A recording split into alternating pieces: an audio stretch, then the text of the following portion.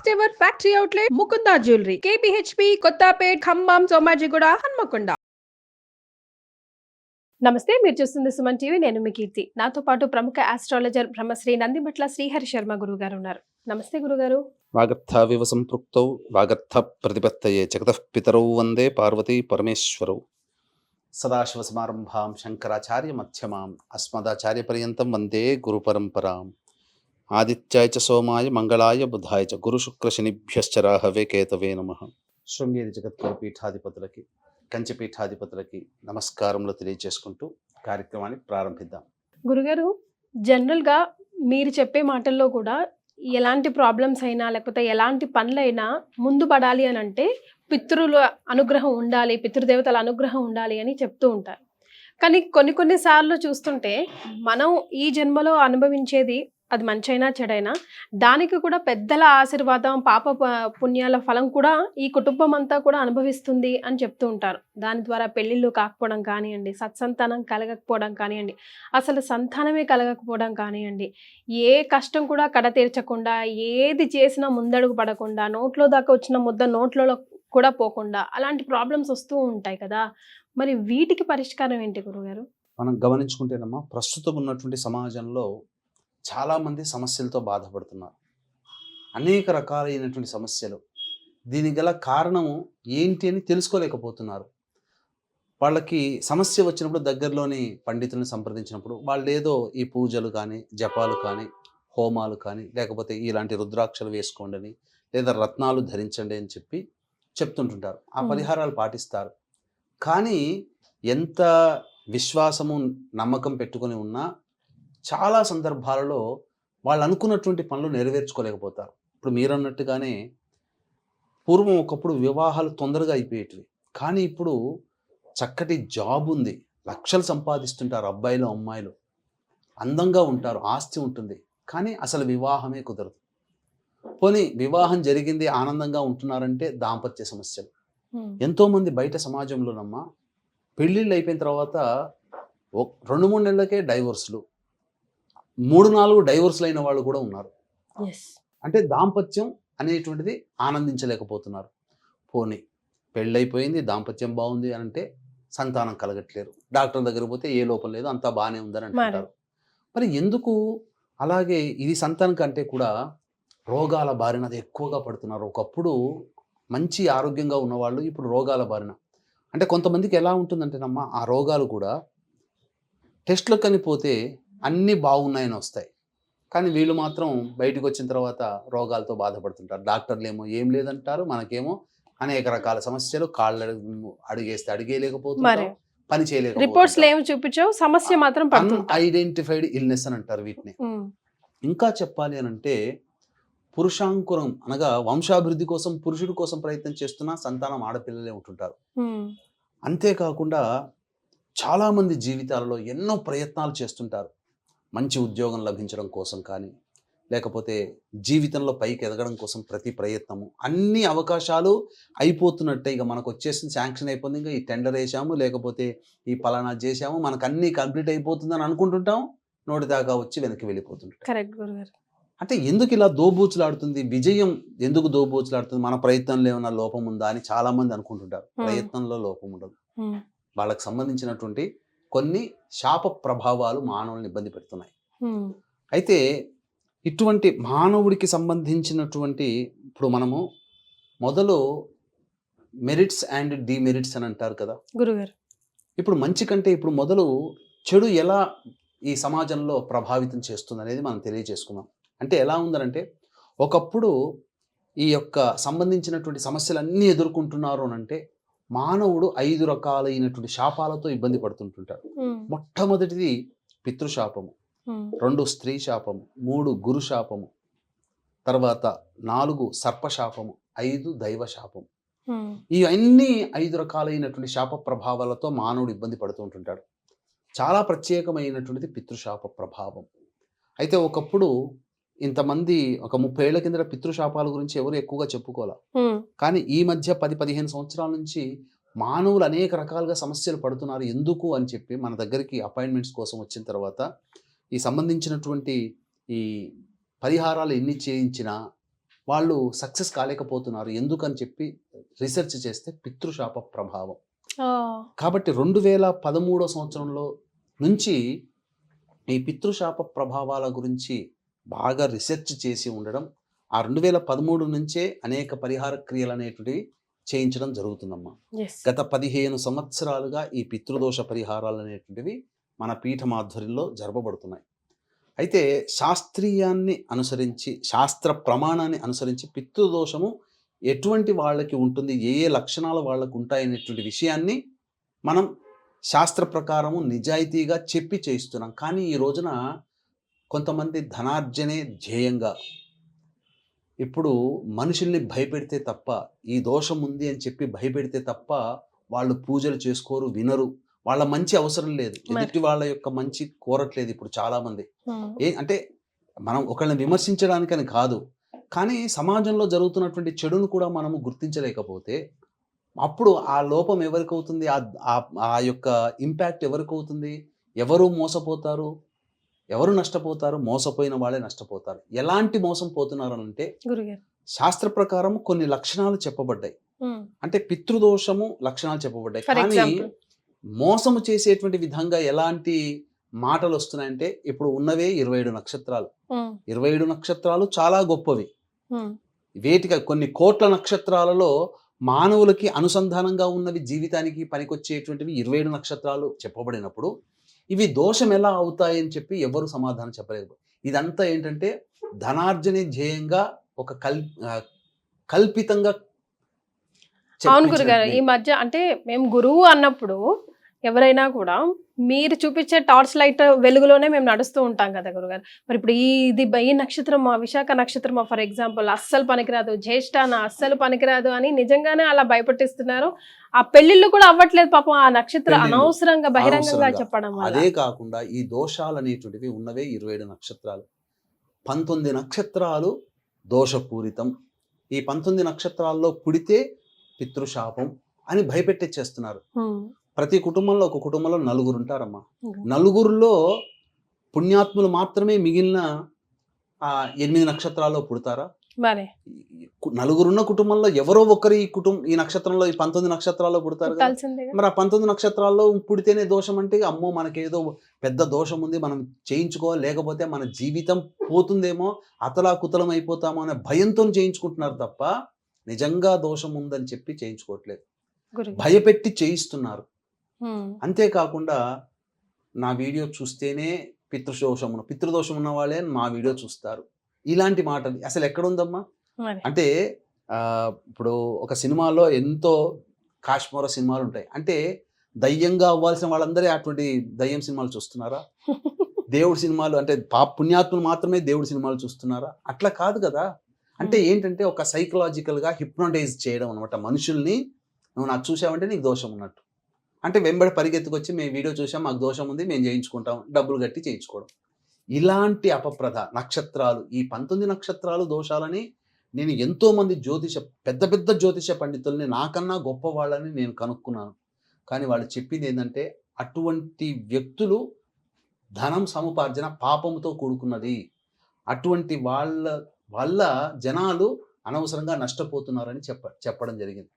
కాబట్టి అంతేకాకుండా అసలు జ్యోతిష్య పరిజ్ఞానం లేకుండా ఈ సంబంధించినటువంటి వాటిని చెప్పడం అనేటువంటిది కూడా జరుగుతుంది. ప్రతిదానికి కూడా ఈ పితృశాపం అంటే అసలు పితృదోషము అనంటే ఏందో తెలుసుకోవాలి జనాలు. కానీ ఎక్కడ మీరు వీక్షించేటువంటి ప్రేక్షకులు కూడా ఎక్కడా కూడా ఈ నక్షత్రాల్లో పుడితేనే పితృదోషము అని అన్నా, నా వీడియో చూస్తేనే పితృదోషం ఉన్నట్టు లెక్క, ఇంకా నీకు సంబంధించి ఈ మంచి జరగలేదు అని అంటే ఇంకా నీకు మంచి మార్గం రాలేదు, కాబట్టి ఈ వీడియో చూస్తేనే నీకు మంచి టైం వచ్చింది కాబోలు నువ్వు చేయించుకోవాలి అనే సైకలాజికల్ హిప్నోటైజ్ చేసేసి ఇది చేయడం అనేటువంటిది చాలా తప్పు. చాలా మంది చేస్తున్నారు ఇప్పుడు ఇటువంటి కొత్తగా కొత్త వేషాలు. ఎందుకంటే మనుషుల్ని భయపెట్టి చెప్పేది శాస్త్రం కాదమ్మా, కానీ భయపెట్టించి ఇటువంటి పనులు చేస్తున్నారు. కాబట్టి అటువంటి వాటికి మీరు ఏమాత్రం కూడా స్పందించకండి. ఎందుకనంటే పితృదోషం లక్షణాలు చెబుతాను. తండ్రి వైపు 6 తరాలు, తల్లి వైపు 3 తరాలలో ఏవైనా దుర్మరణాలు, అంటే దుర్మరణాలు అంటే road accident, fire accident, suicide attempt, నదిలో బావిలో పడి చనిపోవడం, ఇంట్లోంచి వెళ్ళిపోవడం, లివర్ ఫెయిల్యూర్, కిడ్నీ ఫెయిల్యూర్, క్యాన్సర్తో చనిపోవడం, 60 సంవత్సరాల లోపల కుటుంబ సభ్యులు ఏ విధంగానైనా చనిపోయినా, పెళ్లి కాకుండా అబ్బాయి కానీ అమ్మాయి కానీ చనిపోయినా, 60 సంవత్సరాలు కూడా పెళ్లి కావు కొంతమందికి, ఆడవాళ్ళకి మగవాళ్ళకి, అలా చనిపోయినా పితృదోషం ఉన్నట్టే లెక్క. కాలసర్పదోషంలో జన్మించిన, కరోనాతో చనిపోయినా, ఇంట్లో కుటుంబ సభ్యుల్లో పిండ ప్రదానాలు చేయకుండా కొంతమంది ఉంటుంటారు, అటువంటి కుటుంబాలలో కూడా పితృదోషం ఉంటుంది. అయితే జాతకం ఉన్నవాళ్ళు ఈ సంబంధించినటువంటి పితృదోషం గురించి చూపించుకొని చేయించుకుంటారు. మరి జాతకం లేని వాళ్ళు చాలా మందికి జాతకాలు ఉండవు, అంతేకాకుండా ఒక కుటుంబంలో ఇది పితృదోషం అనేది వ్యక్తికి సంబంధించిన పితృదోషం కాదు, కుటుంబానికి సంబంధించింది. అందుకనే తండ్రి తల్లి అంటే ఎవరమ్మా, కుటుంబమే కదా. కాబట్టి అక్కడ మీరు వీక్షించిన ప్రేక్షకులు గమనించాల్సింది ఏంటంటే, ఒకరి జాతకంలో లేకపోతే లేదని కాదు, ఎవరికో ఒకరి అందరికి వర్తిస్తుంది. ఇప్పుడు ఈ కాలంలో నలుగురి జాతకాలు చూపించుకునే శక్తి అందరికి ఉండదు కదా. కాబట్టి ఇప్పుడు ఏంటనంటే, ఇంటి పెద్ద కూడా కాదమ్మా, ఒకరి జాతకంలో కనబడకపోవచ్చు, భర్త జాతకంలో లేదా భార్య జాతకంలో లేదా కొడుకు జాతకంలో బిడ్డ జాతకంలో ఉండవచ్చు, కానీ నలుగురికి జాతకాలు చూపించుకొని ఉందా లేదా అని చెప్పించుకునే శక్తి ఈ కాలంలో అందరికీ లేదు కదా. కష్టపడితే కానీ రూపాయి ఎక్కడి నుంచి వస్తుంది, కష్టపడితేనే వస్తుంది. కాబట్టి ఇప్పుడు మనం కొన్ని లక్షణాలు, అంటే ఏ లక్షణాలు గనక ఉంటే పితృదోషం ఉంటుంది అని తెలుసుకునే విధంగా కొన్ని లక్షణాలు అనేటువంటివి మనం చెప్పవచ్చు. ఆ లక్షణాలు ఇప్పుడు మనం చెప్పుకోబోయే లక్షణాలు గనక కుటుంబంలో గనక ఉంటే ఖచ్చితంగా ఆ కుటుంబంలో పితృదోషం ఉన్నట్టే లెక్క. ఏమా లక్షణాలు, ఎలా తెలుసుకోవడము, దానికి ఎటువంటి పరిహారాలు చేయాలి అనేటువంటిది మనం తెలుసుకోవచ్చు. వీక్షించేటువంటి ప్రేక్షకులకు కూడా గమనిక, ఈ నెల 26వ తారీఖు రోజున ద్వాదశి మరియు మూల నక్షత్రం ఉన్నటువంటి అద్భుతమైన రోజు, ఆదివారము, ద్వాదశి తిథి విష్ణువుకు సంబంధించినటువంటి తిథి. ఆ రోజున మోక్షాన్ని ప్రసాదించేవాడు విష్ణువు కాబట్టి మీ పితృదేవతల మోక్షార్థమై ఈ పితృదోషం ఉన్నటువంటి వాళ్ళ కోసమై 25వ తారీఖు రోజున హైదరాబాద్ నుంచి బయలుదేరడం జరుగుతుంది. ఈ పితృదోష నివారణ పూజలు 26వ తారీఖు రోజున మన పీఠం ఆధ్వర్యంలో జరపబడతాయి. అవకాశం ఉన్న వాళ్ళు కార్యక్రమ తదనంతరం కాంటాక్ట్ చేసి ఆ యొక్క రిజిస్ట్రేషన్ వివరాలు తెలుసుకోవచ్చు. కొన్ని సీట్లు మాత్రమే ఉన్నాయని చెప్పవచ్చండి. గురుగారు, మరి పితృదోషం వీళ్ళకి ఉంది అని ఎలా తెలుసుకోవడం, లక్షణాలు ఎలా కనిపిస్తాయి, రెమెడీస్ ఏం ఫాలో అవ్వాలి? ఫస్ట్ లక్షణాల విషయంలోకి వచ్చేసేసరికి తరచూ కుటుంబ సభ్యులు యాక్సిడెంట్స్కి గురవుతున్నా, అలాగే కేవలం ఆడపిల్లలే సంతానం ఉంటారు, పురుష సంతానం ఉండదు, అటువంటి కుటుంబాలలో పితృదోషం. కొన్ని కుటుంబాల్లో ఇంటర్ కాస్ట్ ఇంటర్ రిలీజియన్ మ్యారేజ్లు జరుగుతాయి, ఆ కుటుంబాల్లో పితృదోషం.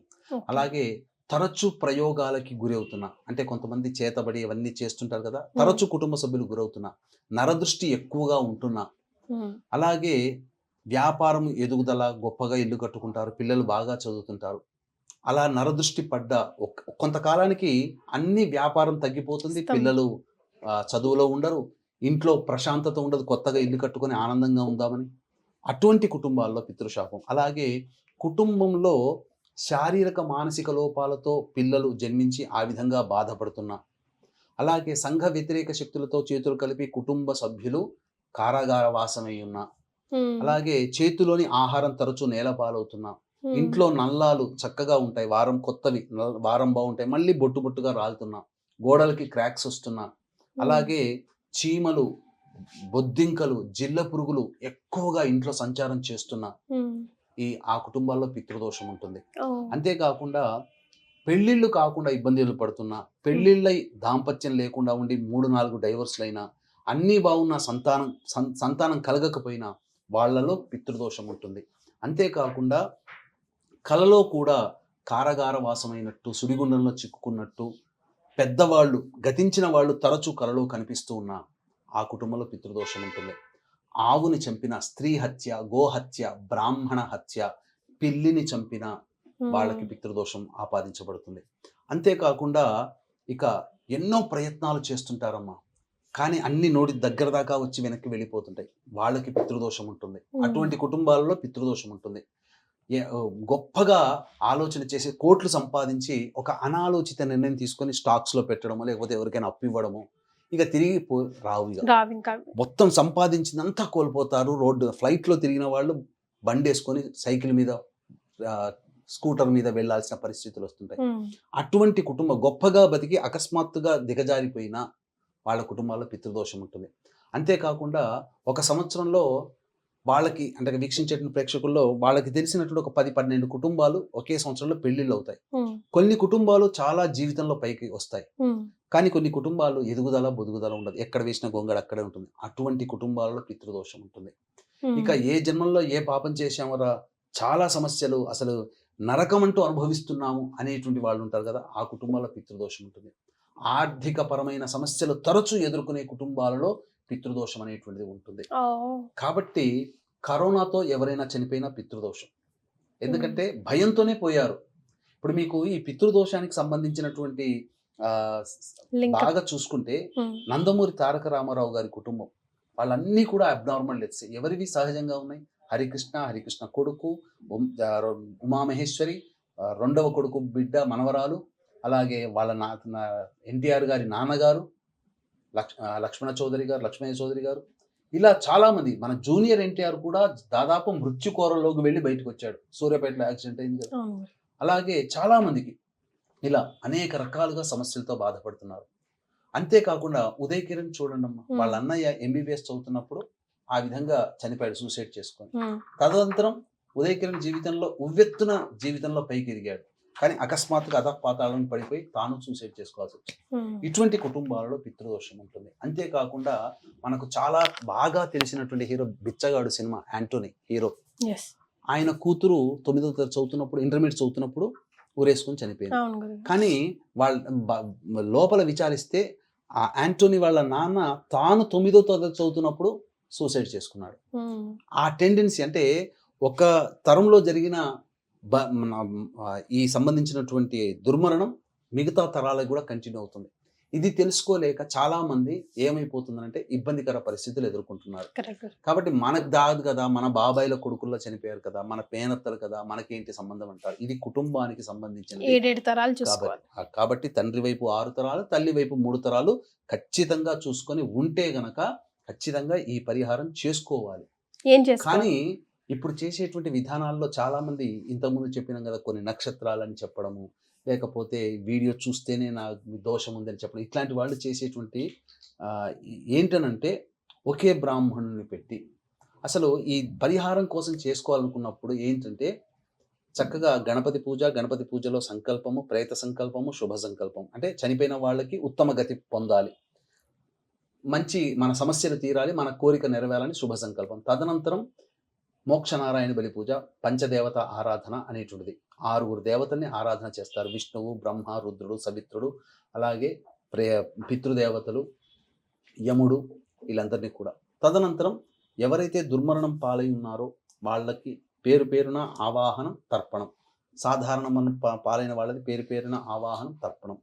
తదనంతరం త్రిపిండి, తదనంతరం పంచప్రాయశ్చిత హోమాలు జరుగుతాయి. అయితే ఇది శశాస్త్రీయంగా జరుగుతుంది. మన ఆధ్వర్యంలోనైతే చక్కగా సూక్త పారాయణానికి 10-15 మంది బ్రాహ్మణులు సూక్త పారాయణం చేయాలి. అప్పుడు 10-15 మంది బ్రాహ్మణుల్ని పెడతాం. అలాగే నిదానముగా చక్కగా చేయించగలిగేటువంటి బ్రాహ్మణుల్ని మనం పెట్టగలుగుతున్నాం. హోమం దగ్గర కనీసం 3 బ్రాహ్మణుల్ని మనం చేస్తున్నాం. మోసం చేసేటువంటి విధానాలు ఎలా ఉంటుందంటే ఒక బ్రాహ్మణుడితోనే ఈ తతకం అంతా పూర్తి చేస్తారు. మీకు ఆ ఒక్కడే కనబడతాడు. మనకేమైపోతే మనకు సపరేట్గా పెట్టారు కదా అని అంటారు. కానీ అక్కడ ఏమైపోతుందంటే హోమం చేసేటప్పుడు కనీసం 3-4 బ్రాహ్మణులైనా ఉండాలి. ఉంటేనే ఆ హోమంలో చేసినటువంటి సంఖ్యకి పరిపూర్ణత వస్తుంది. కానీ ఒక బ్రాహ్మడు చేస్తే ఆ హోమం పూర్తిగా చేయలేదు. పైగా సూక్త పారాయణం చేయట్లేదు. తూతూ మంత్రముగా గంటన్నరలో ఈ యొక్క పరిహారాన్ని పూర్తి చేస్తున్నారు మోసం చేసేవాళ్ళు. యాక్చువల్గా అయితే 3 నుంచి 4 గంటలు పడుతుందమ్మా.